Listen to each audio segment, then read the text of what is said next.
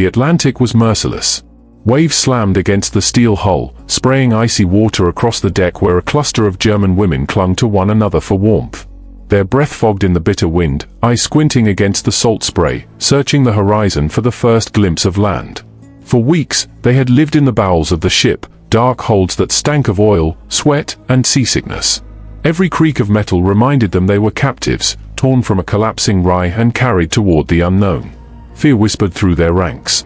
They had heard the stories: American cruelty, humiliation, revenge. Propaganda had painted a picture of devils waiting across the ocean, eager to punish them for the bombs that had fallen on London, for the graves across Normandy, for every atrocity committed in the Reich's name. Some women prayed silently, fingers trembling over rosaries or folded hands. Others stared blankly, their faces frozen masks of defiance hiding a growing terror. Then, in the grey wash of dawn, the fog began to thin. Gasps rippled through the group. Out of the mist rose a sight so vast it left them speechless. A sprawling harbour, alive with motion.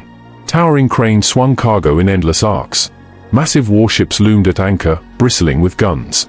Freighters glided past like floating fortresses, their decks piled high with supplies. Overhead, squadrons of aircraft roared, their engines drowning out the waves. For women who had grown up believing America was soft, divided, decadent, this vision was a shattering blow. It was not weakness that greeted them, but overwhelming power, a machine of war greater than anything Germany could summon. They stood in silence, hearts pounding, as the truth pressed down on them like the Atlantic wind. The Reich had lied. And here, on the enemy's shore, that lie was collapsing before their very eyes. They were not soldiers. Not in the way the world imagined. Most had never fired a rifle, never stood in the chaos of a battlefield. They were nurses, auxiliaries, typists, clerks, women who had lived in the shadow of the Wehrmacht and Luftwaffe, keeping the gears of war turning from behind the lines. Some were volunteers, swept up in the fever of duty. Others were drafted into service, pulled from villages and cities as Germany's manpower bled out on the fronts. Whatever their path, they now stood together in defeat. What bound them more tightly than uniforms was belief. From childhood, they had been fed the Reich story of the world. America, they were told, was decadent, divided, soft. A land of jazz and corruption, incapable of sacrifice. German radio insisted its soldiers fought only for money, mercenaries without honor or discipline. By contrast, Germany was painted as the pinnacle of culture, discipline, and order. These women carried that illusion like armor, thin, brittle, already cracking under the weight of what they had seen. Some had tended to the wounded in makeshift field hospitals, bandaging men whose bodies were shattered in Normandy or along the Eastern Front. Others had sat in offices as bombs shook the walls, clutching reports that screamed of retreat after retreat. They had lived in cities where ration cards grew thinner each month, where children stared at empty plates and families huddled in the rubble of bombed-out homes. Still, they believed, or wanted to believe, that Germany could endure. But endurance had ended the moment they were herded onto American transport ships. Now, stripped of rank, stripped of nation, they were something entirely new, prisoners of war. Their task was no longer to serve the Reich. It was to survive in the hands of the enemy. And in their hearts lingered a single question: what would survival in America mean? Capture rarely came with dignity. For many of these women, it began with chaos, boots pounding on cobblestones, rifles raised, voices barking in English they barely understood. Some were dragged from field hospitals as the front collapsed around them. Others were seized in offices, their typewriters still warm, papers scattered across the floor. There was no trial, no explanation, just the blunt reality of surrender. They were marched at gunpoint into trucks, then into barbed wire pens already swelling with prisoners. From there, the long descent began. They were loaded onto trains, windows barred, guards posted at every door. Villages flashed by in silence, German civilians watching as the last remnants of the Reich's women auxiliaries were carried away. The prisoners huddled together, whispering rumors. Some said they were being taken east, to the Russians, a fate that chilled them to the bone. Others insisted they were bound for France, to face vengeance from those who had lived under occupation. The truth only revealed itself when they reached the port. The sight of the American transport ship hit them like a hammer. It was colossal, dwarfing anything the Kriegsmarine could still put to sea. Painted grey, bristling with lifeboats and guarded by soldiers with hard stares, it looked less like a vessel and more like a floating prison. The crossing was worse than the capture. The holds below deck stank of oil, sweat, and fear. Hammocks swayed in the dark, ropes creaking with every roll of the Atlantic. Food was scarce and foreign, cans of meat, strange bread, watery coffee that did little to settle seasick stomachs. Some women grew pale and thin, unable to eat. Others pressed their faces to the cracks in the steel, straining for air that didn't reek of confinement. Nights were the hardest. The groan of the hull, the endless pounding of waves, the thought of an unknown land waiting beyond the horizon, all of it gnawed at their resolve. By the time the ship neared America, their pride had eroded. What remained was silence, exhaustion, and a gnawing fear of what awaited them when the hatches opened. When the hatches opened, light stabbed into the darkness of the hold. Blinking, shielding their eyes, the women stumbled up the narrow gangway, boots scraping against steel. Then they froze. Before them stretched a world beyond imagination. The harbor was alive with motion and thunder. Towering cranes swung endlessly, unloading mountains of supplies. Warships, colossal and gleaming, sat like sentinels, their decks bristling with anti-aircraft guns. Freighters slid silently across the water, stacked high with cargo bound for distant fronts. Overhead, bombers and fighters roared in formation, their shadows sweeping over the decks. Gasps escaped their lips.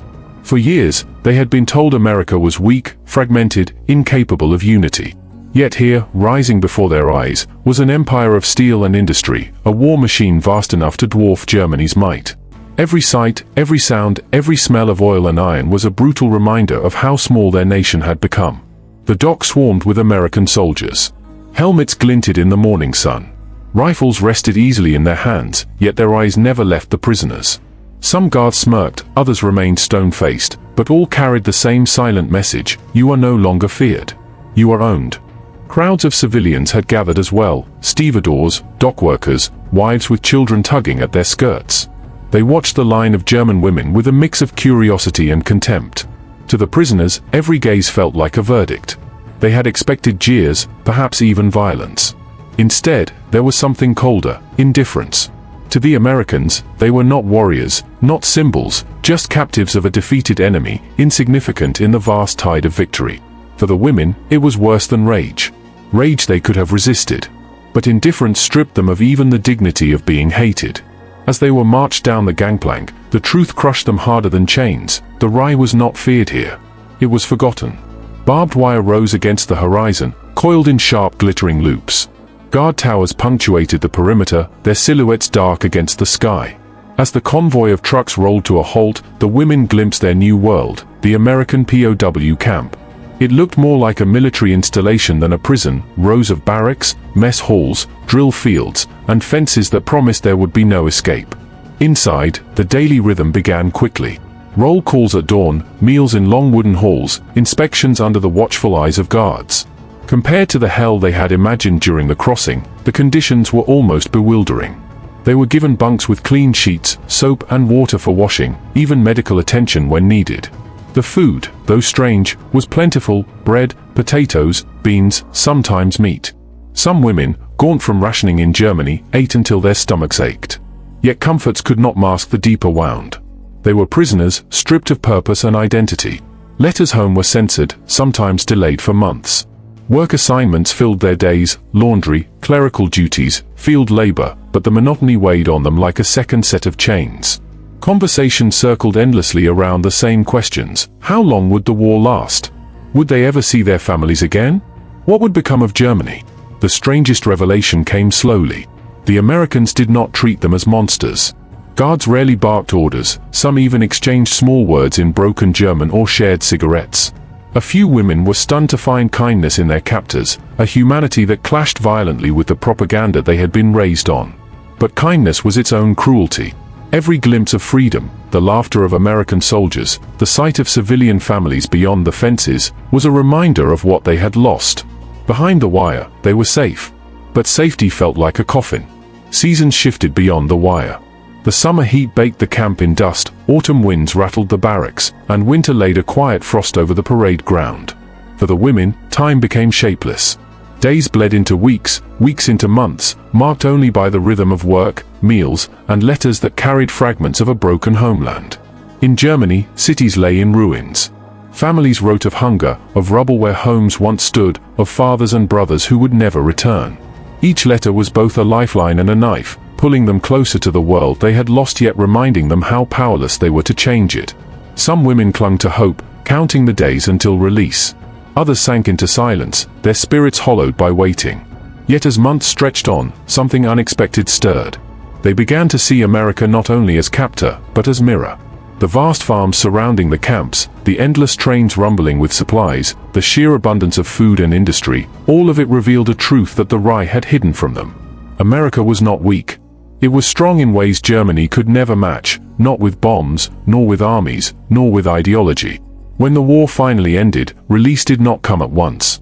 Many remained behind wire for months, even years, until repatriation ships carried them back across the Atlantic. But they returned changed. The proud illusions instilled by the Reich had crumbled. They had seen the enemy's land with their own eyes, lived under its watch, tasted its power and its indifference. Some would tell their families that captivity was bearable, even merciful compared to what they had feared. Others would never speak of it at all, burying the memories in silence. But one truth remained unshakable. The journey to America had stripped away every illusion. What began as fear of cruelty ended as a confrontation with reality itself.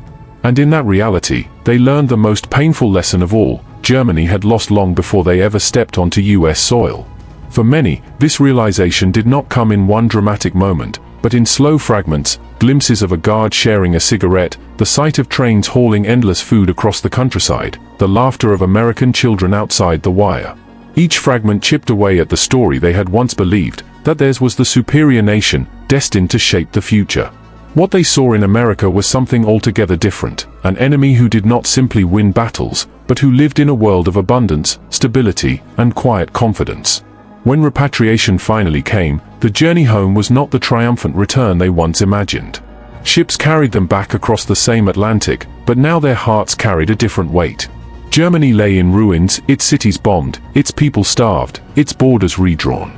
Families were broken, communities scattered, and the Reich they had served no longer existed.